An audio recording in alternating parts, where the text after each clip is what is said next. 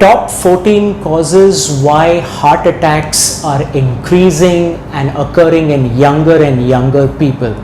Friends, today that's the topic that we're going to be talking about. You all have all been hearing in the news of young people in the prime of their life suddenly dying from heart attacks. India happens to have 20% of the world's cardiovascular disease deaths occurring in this country. Also, about 50% of the deaths are in people below the age of 50 and 25% of them are in people below the age of 40. These are alarming statistics and they are only increasing. The number of heart-related or cardiovascular deaths in this country have doubled in the last 10 years. So friends, today we're going to talk about why this is occurring, what the causes are, and subsequently we will also discuss what can be done about these problems. So this is Dr. Sitesh Roy, your allergist, immunologist, asthma super specialist, coming to you with this video. Please stay tuned. The number one cause for heart attacks or cardiac diseases would be smoking, and that's a no-brainer.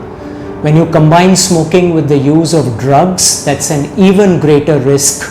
Drugs like cocaine have been known to give sudden cardiac complications and reactions, including acute hypertension and even heart attacks. The next one that is really big on the list happens to be diabetes. 57% of Indians with diabetes do not even know they have it, and it is a serious risk factor for cardiac illnesses. Another one on the list is high blood pressure or hypertension. Certainly by putting a load on the heart, on the pumping mechanism of the body, it can increase the risk of heart attacks. Following this at number 4, I would say comes a poor diet. A poor diet that is very high in carbs, very high in refined oils, and very high in salt, all of which are known to have an inflammatory effect on the human blood circulation, heart and body in general. The next big one on this list happens to be a sedentary lifestyle with lack of physical activity. And following that on the list would obviously be obesity, because obesity also can lead to all the complications that can lead to heart attacks. Now, interestingly, also on this list happens to be on one side the lack of activity, but on the other side happens to be overzealous exercise. And if you look at the recent events where comedian Raju Srivastav ji, or you take the example of singer KK, who after a very busy concert, Raju Srivastav ji, while doing the treadmill, and then even someone, an actor like Siddharth Shukla, who was a fitness freak, having heart attacks. When you look at the actor Puneet Rajkumar, who had just finished gym and a sauna and developed chest pain and then got a heart attack from which he could not recover. We understand that overzealous exercise and use of the wrong kind of supplements or stimulants, not that any of these people were using them, but those are additional known risk factors. When you combine this with the fact that the levels of stress that people are feeling today and experiencing today, both physically and mentally, it becomes another major risk factor, stress, for heart attacks. Following on this list happens to be poor sleep habits, sleeping very late at night, waking up late in the morning. Having these kind of regimens have been known to increase inflammation and increase the risk of heart disease also, along with other diseases.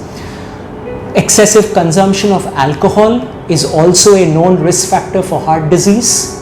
Similarly, in the current situation, we can expect that post-COVID, the complications that are occurring where a person is at increased risk for cardiovascular diseases for at least 7 to 9 months after having COVID, which might even have been a mild COVID case, because of the increased risk of blood clots and coagulation, is certainly another risk factor that we have to recognize in the post-COVID era.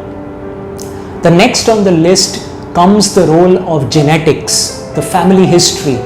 If your parents or your uncles or aunts or grandparents, anyone has died early because of heart attacks, that risk carries forward to the next generation. It could be due to many reasons such as hypercholesterolemia, where it's a familial nature and other reasons why there can be blockages in the arteries that ultimately lead to heart attack. So friends, these are some of the main causes that you can see for the reason why we are seeing an increase in heart disease. And certainly with all of these, when we combine a poor diet, a sedentary lifestyle, increasing what we call non-communicable diseases like diabetes, hypertension, obesity, excessive stress, alcohol consumption, poor sleep habits, it just becomes a bad concoction for heart attacks or cardiovascular diseases to increase. So friends, there are a lot of different causes that can really lead to these risk of heart attacks, as you can see. But the good news is that there is certainly stuff that you can do about it. And in our next video, we shall go into details of what you can do to reduce these risk factors in your life and have a healthier heart and a healthy normal lifespan. Till the next time, take care, stay blessed. Till we meet next time.